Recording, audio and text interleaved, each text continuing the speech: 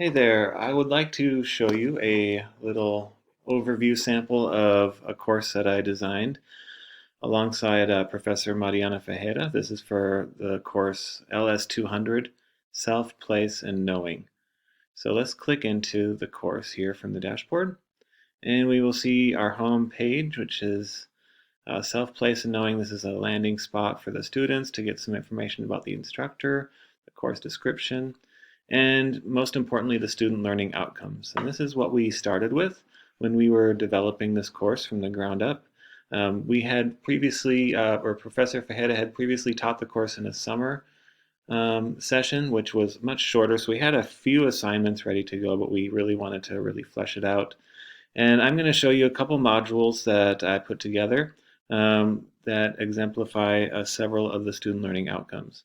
So the first one we want to focus on is number 3, that is to employ interdisciplinary tools and frameworks such as asset mapping to create thematic maps of communities.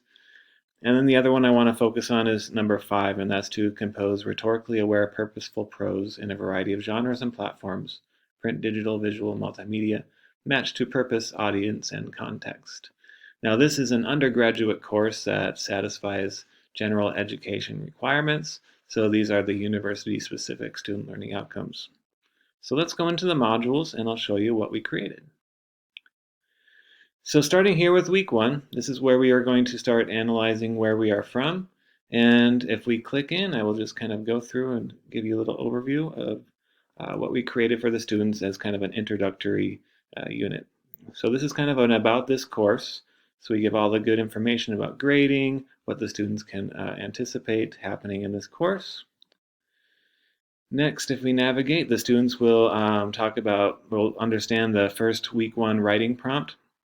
So for this first writing assignment, I wanted them to kind of explore using descriptive language to describe their own neighborhoods where they grew up and their family situation that they came from. So I had them read a model narrative essay by Gary Soto called Being Mean, and then they were going to model their first writing assignment after that style of essay. So next we have the actual essay that I had them read, and they were going to use this as a model. I actually got this from my experience teaching in high school. This is one of the ways I would always begin my courses. I find it's a really good way to kind of break down some students' fear about writing, so they have a good model that they can use, and then they can use that to open up their experiences about growing up, where they grew up from. So then that leads us into the discussion.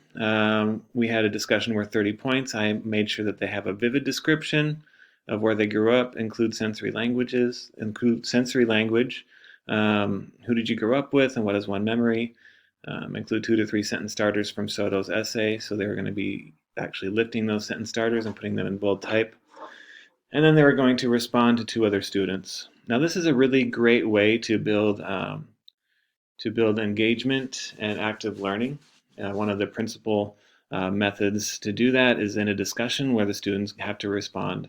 Now this is especially challenging in an asynchronous course, so I find that this is a very good way to kind of build community and build trust with the students so that they can start to really comment on each other's work. So that's the first opening module I wanted to show you. So we're going to navigate back to the modules. So we have this course is organized, and each module is 2 to 3 weeks. So we have week 1, week 2, week 3. And then moving on, we have some readings. This is the next few weeks. And then moving into module 3, that's weeks 6 through 8. This is where we get to know our own communities and neighborhoods. So this is where we have some Google Earth explorations, where I actually have them go into Google Earth and do some mapping. It's a mapping tool, and they're going to outline their own neighborhood and write some descriptive paragraphs about it. I put this in a discussion framework as well so that students can comment on each other's maps. And this is going to be this builds up to the next step in the course, where students are going to be actually looking at community assets that are around their neighborhoods and in their communities, and then doing some independent research based on what they find as community assets. So that is just a few of the modules that I'm very proud to have put together alongside of Professor Fejeda for the LS200 course. And I'd love to come and talk to you guys a little bit about some more of these modules and some more of my philosophies around designing inside Canvas Learning Management System. Thank you very much. Have a great day. Hope to talk to you guys soon.